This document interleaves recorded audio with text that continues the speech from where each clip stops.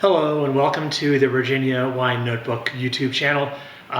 Every now and then I do kind of go off on a different tangent and talk about something besides wine and Virginia, mainly movies and other things, maybe other topics that I think that hopefully my audience may be a little interested in. And I already shot a video of the top 10 underrated movies of the 1970s, and people were asking when I was going to do the one from the 80s, and I finally decided to do it today. Why not? I actually have more movies in my collection, I think, from the 80s than any other decade, including VHS. I don't have the ability to play VHS at the moment, but most of the movies that I had on VHS I've replaced on DVD or Blu-ray. And the 80s were actually a pretty pivotal year or decade for movie watching, mainly because of the advent of VCRs, both Betamax, if you remember Betamax, and VHS decks came out. I think they debuted in 1978. You had to be really, really wealthy to have them in 78 and 79.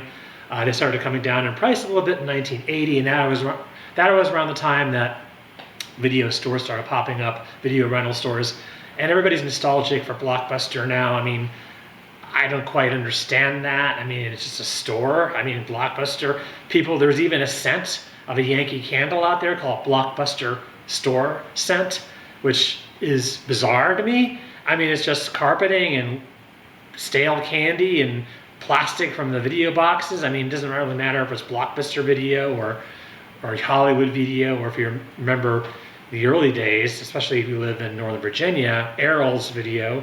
And I actually worked at Errol's Video when I was in high school, so I had the access to free movies when I was renting, when I was working there. Probably around the same time Quentin Tarantino was working at his store, probably a little later actually, because Tarantino is older than me, but I'm not saying that I'm another Tarantino, far from it. But anyway, he became a real movie geek when he was working at the video store, as did I. So anyway, I've decided on the top 10 what I think are the most overlooked movies of the 80s. I'm going to try to go really quickly. I don't want to, because I can talk for hours about some of these movies. I'm not going to. I'm just going to go through them really, really quickly. These are the movies that are my personal favorites, but I think through the years, a lot of these have developed a cult following, a devoted following, especially if you see clips on YouTube. When people show clips of these movies on YouTube, there are always a lot of comments, and they're quoting these movies, a lot of these movies, especially the comedies. So I'm going to go dive right in. I'm going to go through these in chronological order by year of release. Some of the years actually have quite a few movies, and other years I think are completely overlooked.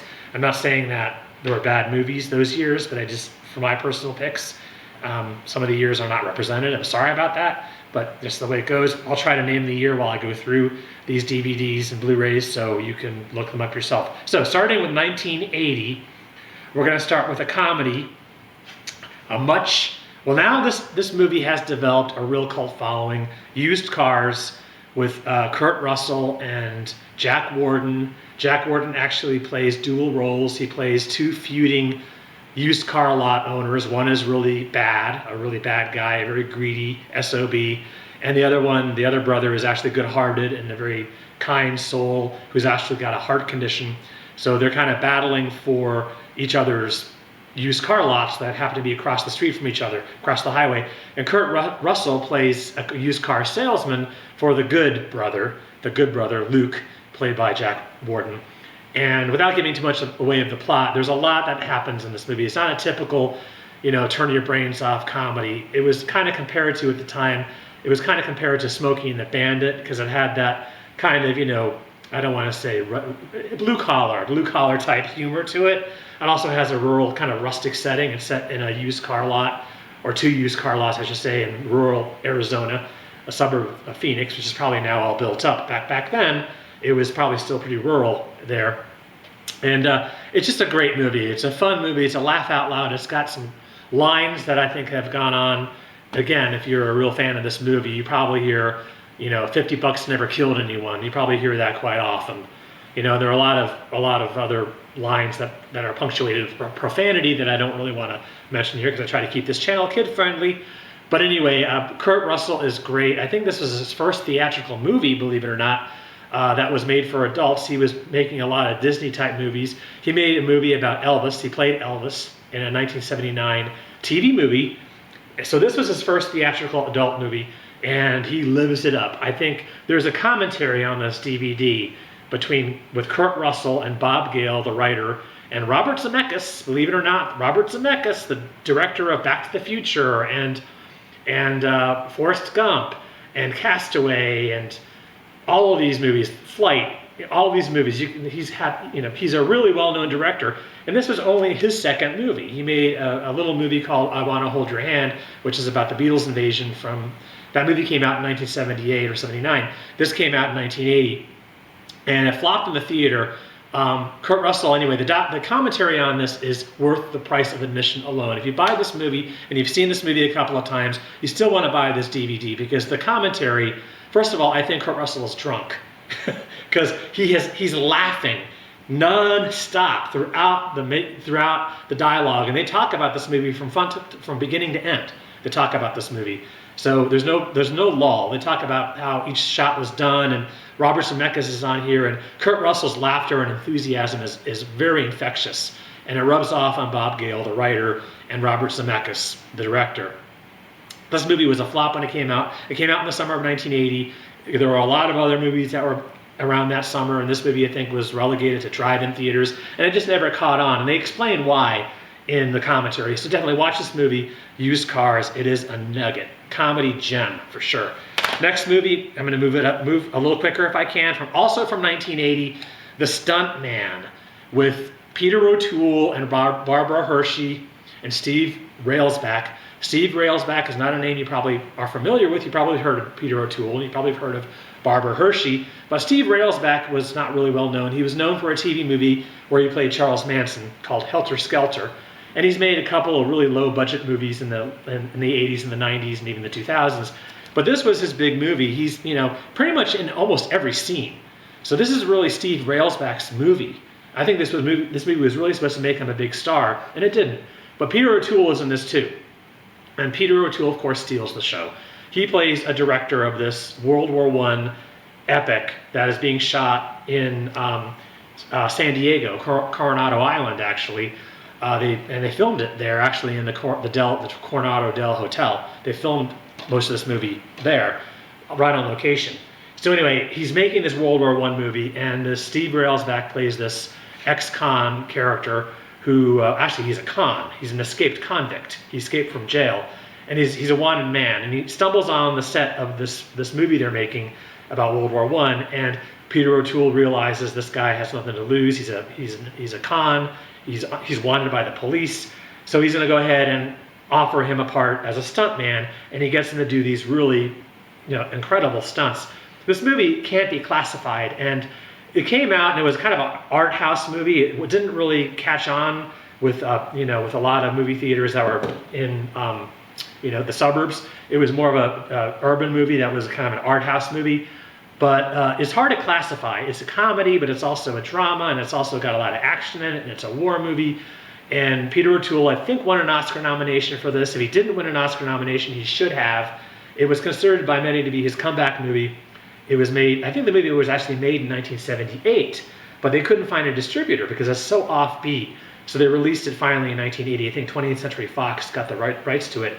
And it really deserves a Criterion edition. I don't know why they haven't picked this up yet for Criterion, because this has got Criterion all over it. And Barbara Hershey is in it. She plays the star of the movie that's being shot, and it's just a classic. Actually, when I took a film class in college, this is one of the movies that we screened. Our professor screened for us was The Stuntman, and it's just it's got rewatchability. If you're a movie fan, it's real pie in the face of the Hollywood industry, and it's really worth seeing. It's a great movie, and Peter O'Toole is just magnificent in it. Really, just no other way to describe him. Okay, so moving on. We're going up to 1981 now. Next year, this movie is called Southern Comfort. This came out in 1981, and this is directed by Walter Hill.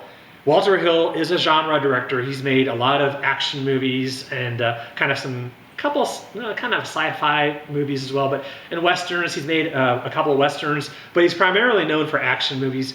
48 Hours with Nick Nolte and Eddie Murphy was probably his biggest hit. He also made Streets of Fire, which is kind of a weird little rock and roll fable that came out in the mid '80s, and The Long Riders, which is a western with a whole bunch of actors who are real brothers, like Dennis Quaid and Randy Quaid and James Keach and Stacy Keach and Robert Carradine and David Carradine and Keith Carradine. So that movie, The Long Riders, is interesting because it cast real life brothers as brothers in the movie. So that's an interesting movie too. And I almost picked that because that came out in 1980, but I think this is a more interesting movie. This is basically, also has Keith Carradine in it, and it's also got Powers Booth in this as well.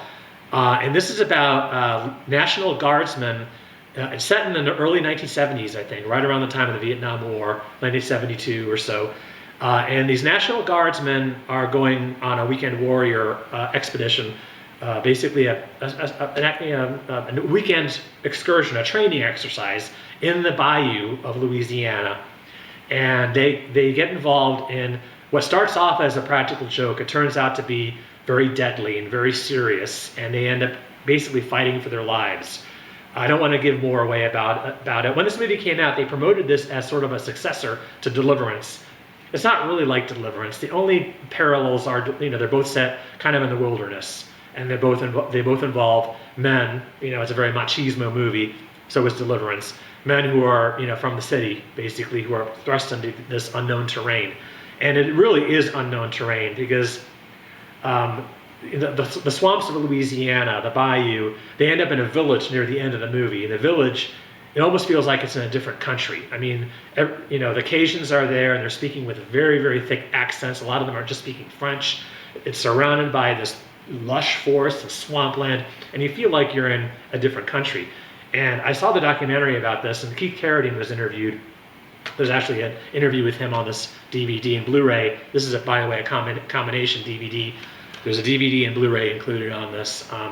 But anyway, 2 different discs. And there's an interview with him, and he talks about how grueling it was. They were really put out there in the bayous, and it was cold. The water was cold. They shot the movie in the winter, and you feel it. It is very atmospheric, and it's eerie.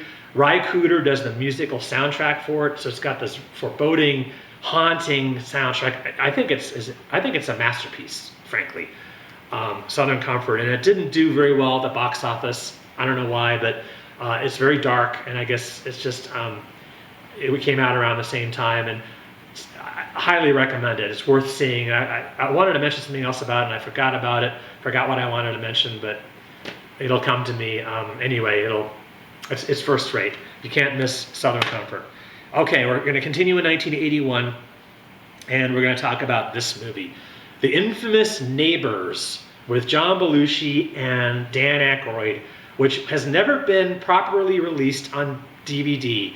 I think this is a bootleg copy, to be honest with you. I got it from Amazon, so I think it's legit, and it's got the Columbia Pictures logo on the back. This movie was released by Columbia, but I don't know why it's kind of hard to find. Dan Aykroyd is not a fan of this movie. It was shot when John Belushi was heavily addicted to cocaine and possibly other drugs. I think he was high during the making of it, and I guess it was just a bad memory for Dan Aykroyd. So Dan Aykroyd doesn't really talk about this movie. And I really like Dan Aykroyd. I think I've seen interviews with him, and he really seems like a down-to-earth person.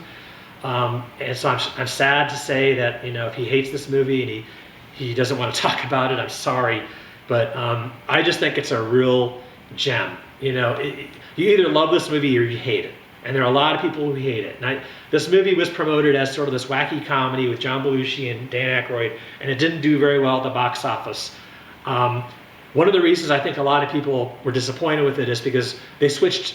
Usually John Belushi plays the wild and crazy character from Animal House or the Blues Brothers or 1941 or even Saturday Night Live. That's the John Belushi people remember and people like. And Dan Aykroyd always plays kind of the straight man, especially in the Blues Brothers. He was sort of like the less zany, the more serious, still kind of funny, but more sarcastic and more kind of deadpan in his approach to humor. In this movie, they switch those personas.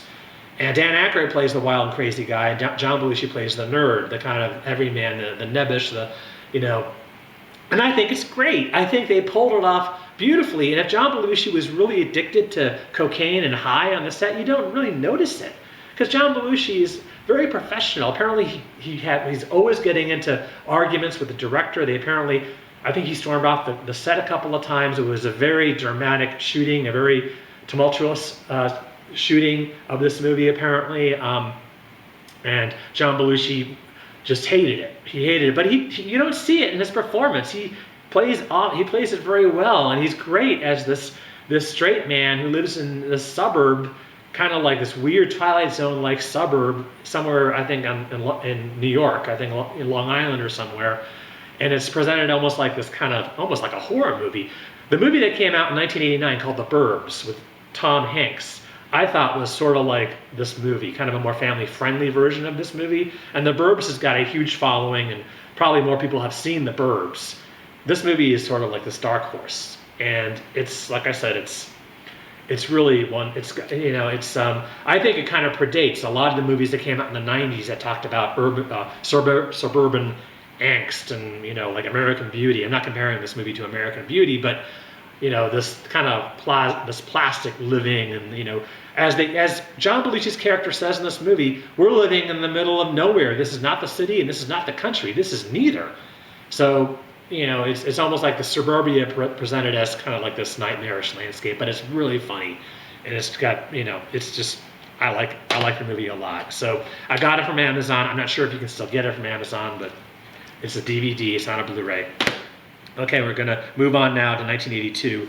This is we're gonna switch gears here. The last couple of movies were comedies and action and black comedies. This is a very serious movie. It's called Shoot the Moon with Albert Finney and Diane Keaton. And this movie came out around the time in the early 80s where a lot of these movies about families in crisis were coming out.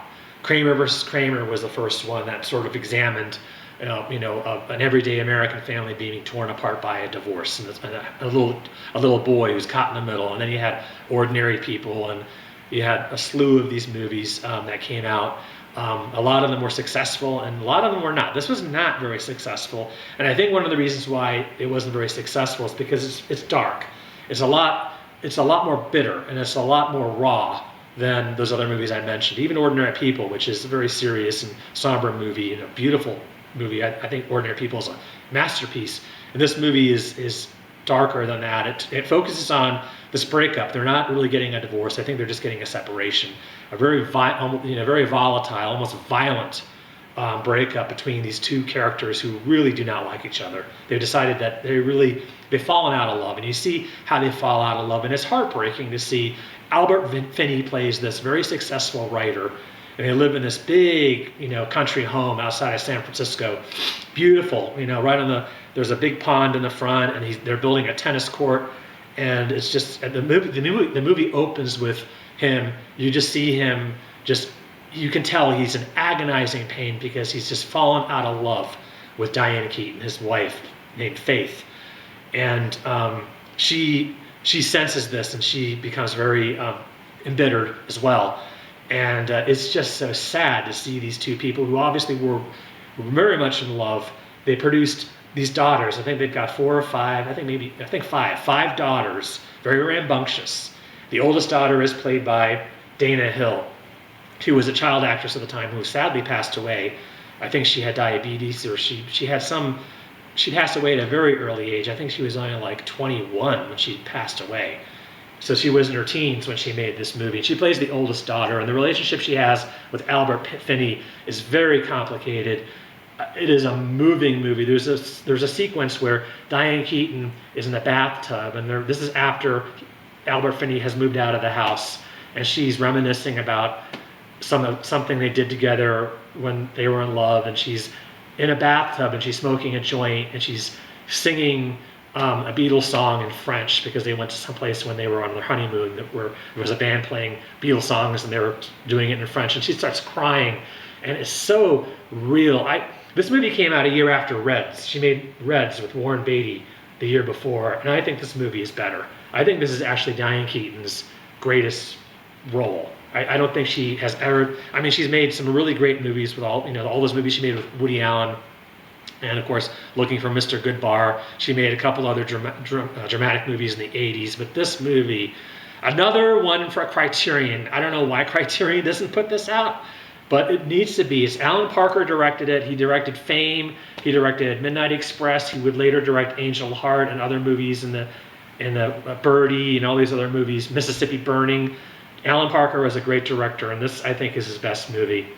And it's got a great supporting cast too. Karen Allen from Raiders of the Lost Ark and Animal House. She plays the mistress of Albert Finney. Peter Weller, who would later be in RoboCop. He plays this guy who comes to build the tennis court that Diane Keaton ends up having a fling with him, and you kind of think that she's having the fling with him just kind of get back at Albert Finney for having his fling. So there's just, I don't know what to say, just a great movie.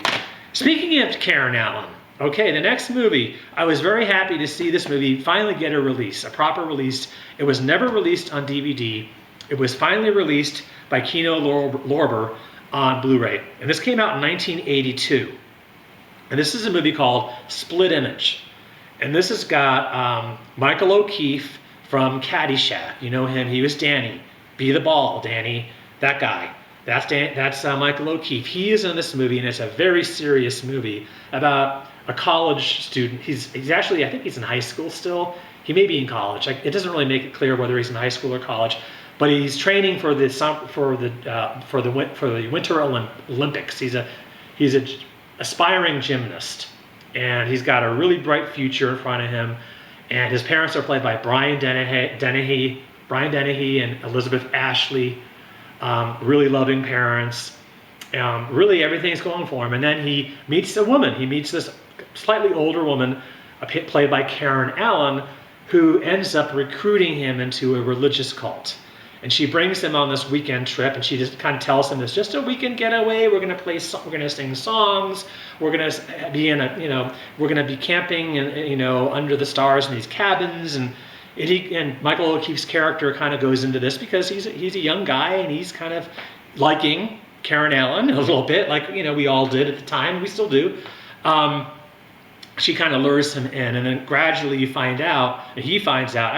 I think the audience finds out first. We find out there's something really wrong with this. Something seems to be off with this group of people, and it's done its research on religious cults. One of the factors of religious cults is sleep deprivation. They don't let people sleep.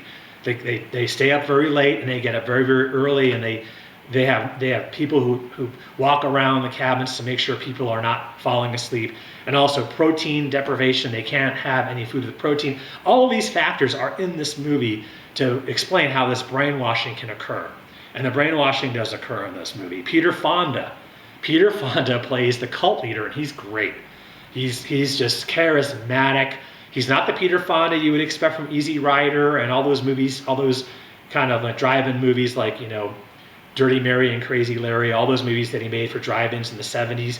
This is a serious Peter Fonda. He's dead serious in this, and he's great as his cult leader. And then the parents, who I mentioned, are played by Brian Dennehy and Elizabeth Ashley. They hire a deprogrammer to finally try to bust their child out of this religious cult. And the deprogrammer is played by James Woods. And James Woods was still kind of unknown at the time. He was making a lot of movies that were a little smaller in scale. He wasn't the star he would become later in the decade, and of course not in the 90s as well.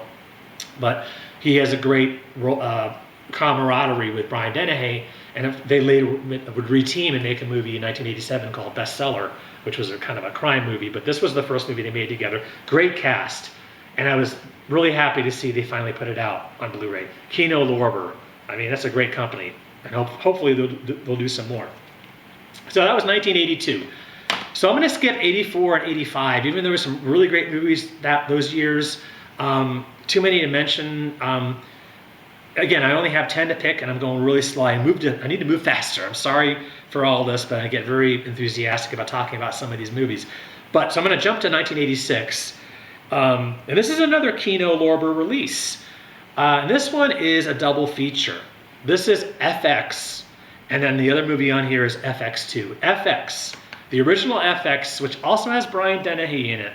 Brian Dennehy was in a lot of movies in the mid-'80s, and he played He played like grieving parents really, really well, like he did in Split Image. He played bad guys really, really well. He was the sheriff, the corrupt sheriff in Silverado. And he was also the not so nice sheriff in the original First Blood with Sylvester Stallone. Not a nice guy in that either. But he was a really good guy in Cocoon. You may remember him from Cocoon. He was the lead alien in that. He was a good guy in that. He's a good guy in this, in FX. He plays a cop in New York. And it's basically about a movie effects, a master of effects, a guy who designs special effects for movies. And this is before CGI. This is way before CGI and computer. They had some computer stuff going on in 1985 and 86. This movie was made in 85, but it came out in 86.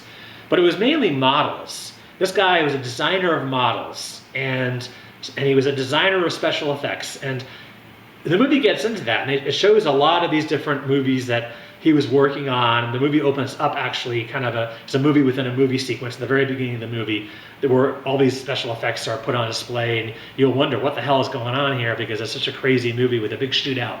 And that's how the movie opens, but it's really a set of a movie. And then you find out that the movie is really about the character played by Brian Brown. Brian Brown is he's a really well-known at the time.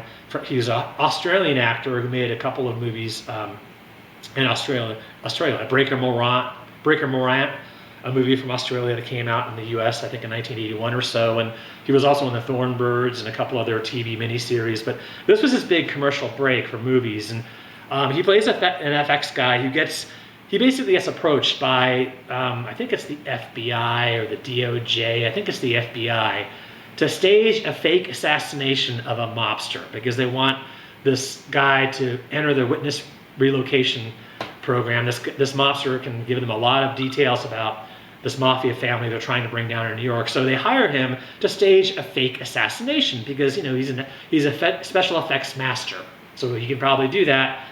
And it turns out he's being double-crossed. And I'm not going to spoil the movie, but there's got a lot of twists and turns in it.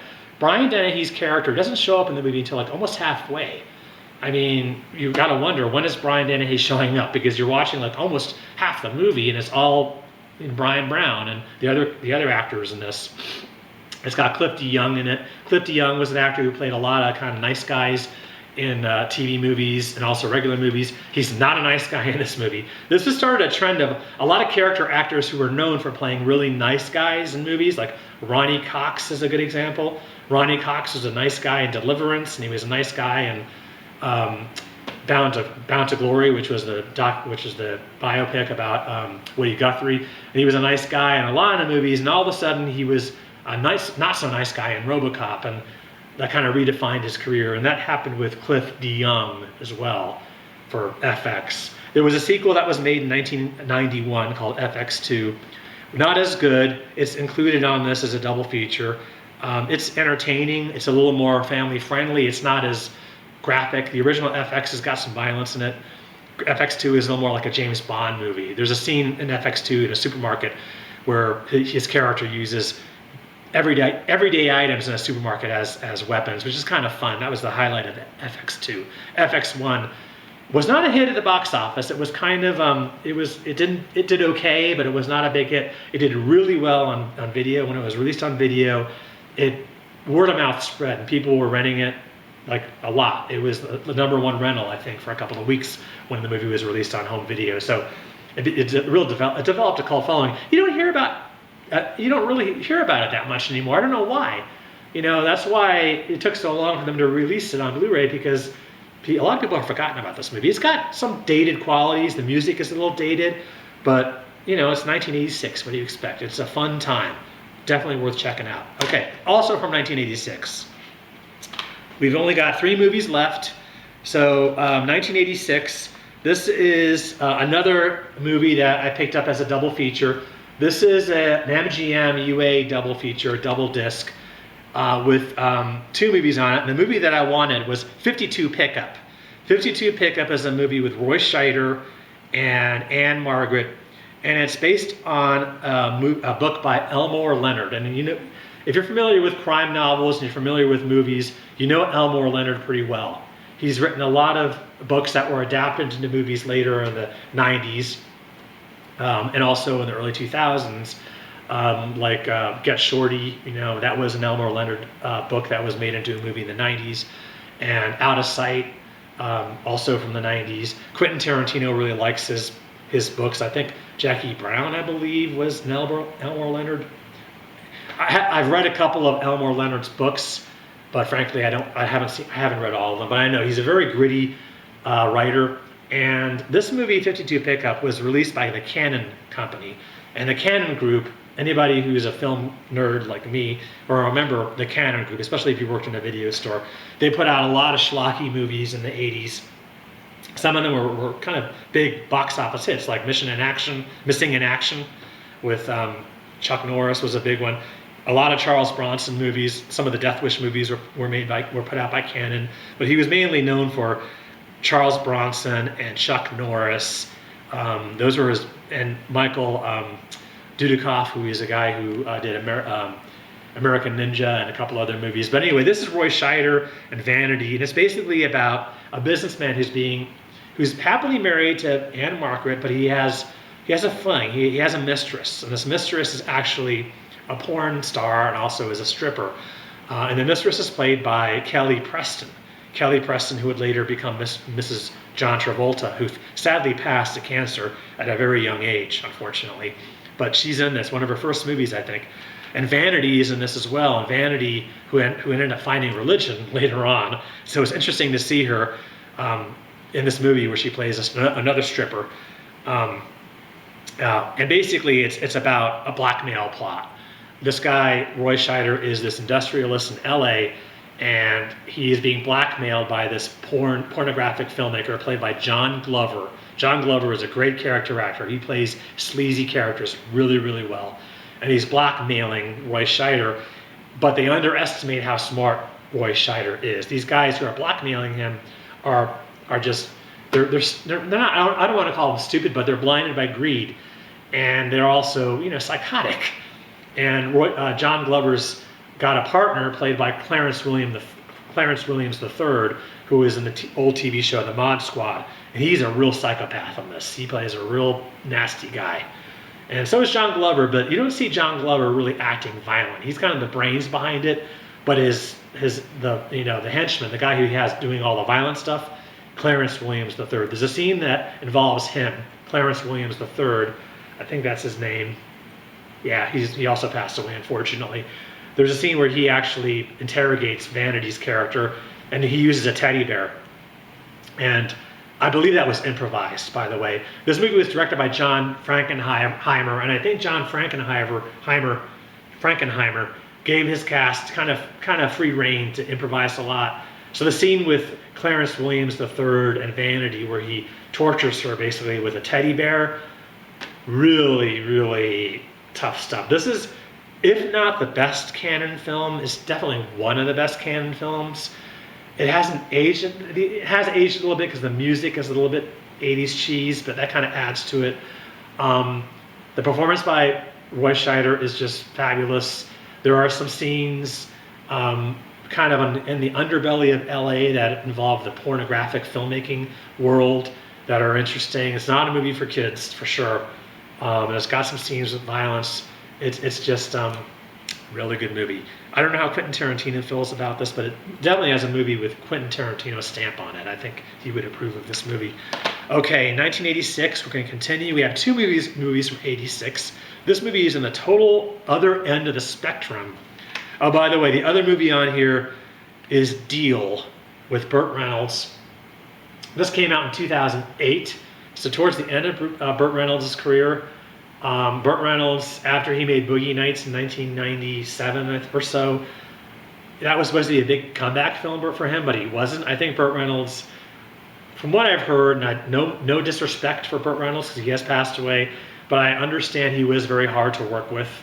And apparently he didn't get as many juicy roles as he thought he would get after Boogie Nights, so he started making a lot of direct-to-DVD movies, and I think this movie Deal is one of them. I saw it once. It has to do with a high-stakes poker game. I don't remember much about it. Again, I bought it for 52 pickup.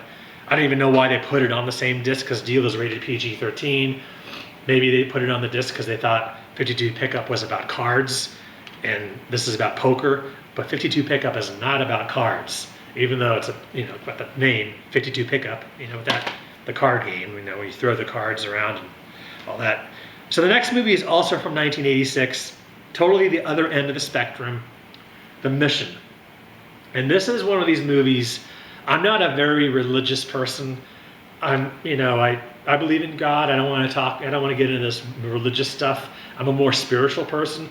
This is by far one of the most spiritual religious movies you'll ever see. And even if you're not a real religious religious person, you will be moved by this movie. This movie basically is about a mission in South America that was from Portugal. Portugal was trying to conquer Brazil. And so it takes place during that time period in history when, of course, ultimately Portugal did. That's why they speak Portuguese in Brazil, not Spanish. But this is around that time.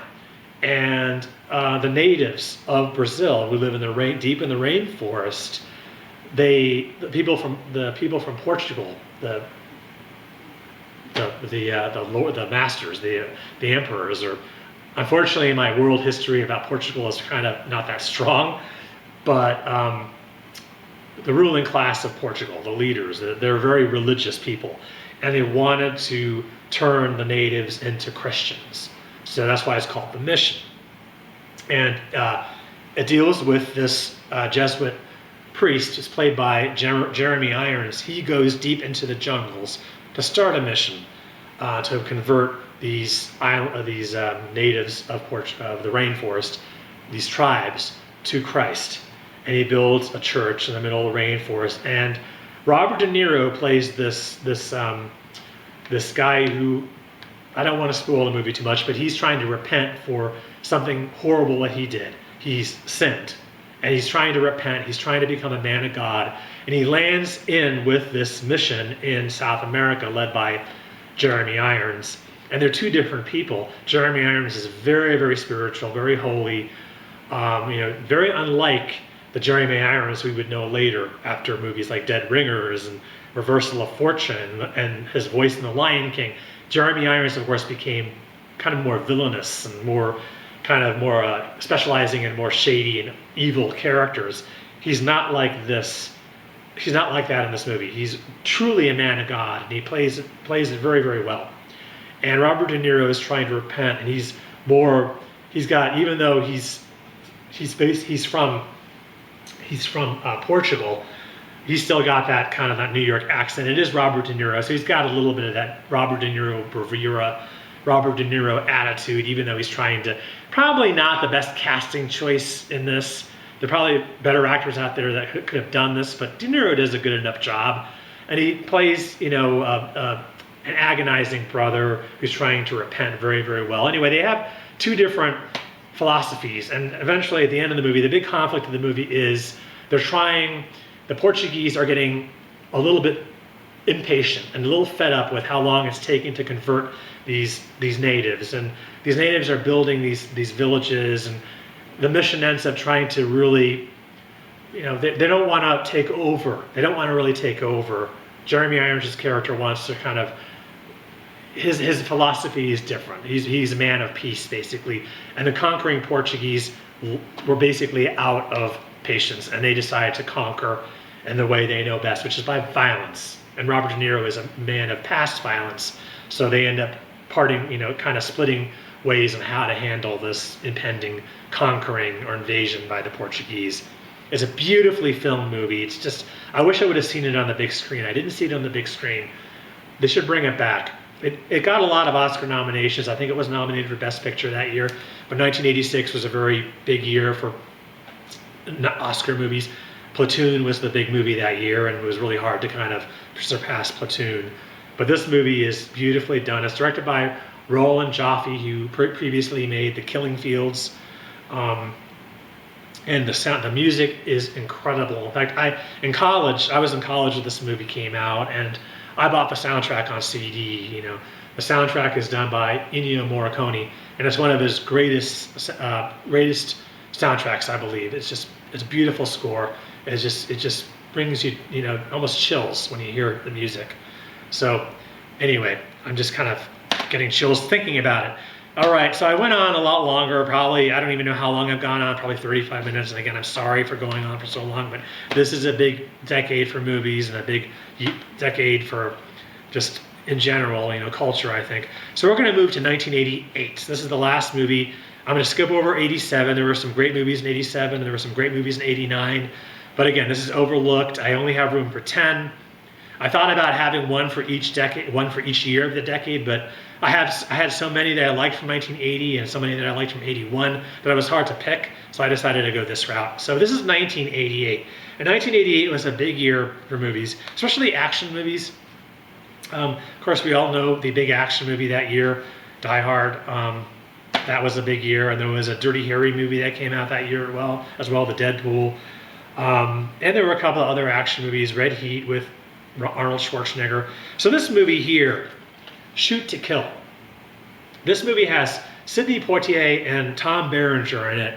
And this movie was it was put out by Touchstone, which is part of the Disney family. I think the Touchstone label has been retired. But this was Touchstone, which for a time was making regular non-kid movies. This was definitely a non-kid movie. This was an action movie with Sidney Poitier and Tom Berenger.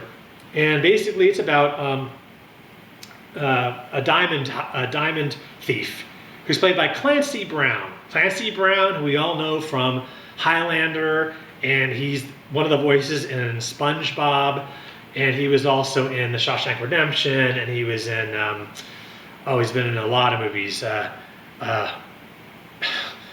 He plays the villain in a lot of movies. There's another movie besides Highlander I'm trying to think of, probably this one. Anyway, he plays a diamond thief, a smuggler, and he robs these diamonds from a diamond store in San Francisco, and he ends up going into the mountains of Northern California because he wants to cross into Canada. And he ends up joining kind of a weekend fishing trip that's up in the Sierra. I think it's in probably the Columbia Mountains, right on the border of Washington State and in Canada. I think it's the Columbia Mountains. Could be the Rocky Mountains, somewhere around there. Doesn't really make it clear. But anyway, he's up there. Tom Berenger plays this guy who's a rugged outdoor enthusiast. He's part of this group. However, he is not leading the party. And I'm trying not to give too much away about the plot. That's why I'm kind of talking in circles here. In fact, I'm going to let you discover for yourself, because it's an action movie, but it's got a lot of wonderful dialogue. Sidney Poitier plays an FBI agent who's basically sent by the FBI office into the mountains where this jewel thief has fled to track down this killer, because he is a killer. He's a jewel thief, but he's also a killer. And he ends up teaming up with Tom Berenger, who lives up there. And the party that this killer has joined, and he's incognito, he's basically trying to slip in with this big fishing expedition. So he slips in with these other people, and that party is being led by a female who's Tom Berenger's girlfriend. And Tom Berenger ends up trying to find this killer as well, because his girlfriend's involved. So he's got a motivation to find this guy and take him down, and so does Sidney Poitier. So they kind of have a lot of tension, but they also have a lot of chemistry in this movie. And people, again, like FX, it's a movie that people don't really talk about. I don't know why, because it's got some great action, some great outdoor sequences, and it's beautifully filmed. It's directed by Roger Spottiswoode, who's made a couple of not so great movies. He made a couple of James Bond movies. He's an okay director. But he really does a good job with this movie, I think. There's some outdoor scenes, and even the scenes in the city. The movie begins in San Francisco. It continues, most of it is set up in the mountains, and it ends in Vancouver, Canada. So it has, this element of both city and rustic wilderness. Clancy Brown's character is, he's something. And they don't really talk about, he's known for playing the Kurgan in Highlander, and he's known for SpongeBob. And I've seen some interviews with him. They always say But actors who are known for playing bad guys apparently are some of the nicest guys in Hollywood, because he always goes to film festivals that where the spotlight, you know, Highlander. He goes to Comic-Con a lot, and he signs autographs, and he's always very gregarious in his interviews, and he's very self-deprecating. But then he never really talks about this movie. I think, actually, I take that back. I think he did once. I saw one interview where he talked about what it was like to work with Sidney Poitier, and he felt very honored. This was one of Sidney Poitier's comeback movies from that year. He also made a movie in 1988 called Little Nikita with River Phoenix and Judd Hirsch, and that came out that year as well. But this made some money, but I think it definitely was dwarfed by Die Hard and the other action movies that year. So if you can see Shoot to Kill, I don't know if it's streaming anywhere, but I got this on DVD. You can get everything on Amazon, you can get everything on eBay. So anyway, I'm going to recap real quickly, and I think I did go over my normal 35-minute mark, and I am sorry. It's 1988. We're going to go backwards. This was Shoot to Kill. This is an action drama with a little bit of comedy in it. The Mission. This is a Blu-ray on Warner Brothers Blu-ray. Beautiful movie. 52 pickup. You can get this with Roy Scheider, directed by John Frankenheimer. FX, great movie with Brian Brown and Brian Dennehy. Split Image, about religious cults with Michael O'Keefe and Karen Allen and James Woods and Brian Dennehy and Peter Fonda. Shoot the Moon, Diane Keaton and Albert Finney. Neighbors, the infamous Neighbors with John Belushi and Dan Aykroyd. Southern Comfort with Powers Booth and Keith Carradine and a lot of other actors. The Stuntman with Steve Railsback and Peter O'Toole and Barbara Hershey. And then, of course, Used Cars with Kurt Russell and Jack Warden. Anyway, I hope you enjoyed it. Thank you for watching. Again, sorry for not showing you any clips. There are copyright concerns. I'm only doing these videos solo. I can't show you the clips, but you can find the clips. But better yet, buy the physical media. Buy the physical media. It's worth it. Thank you.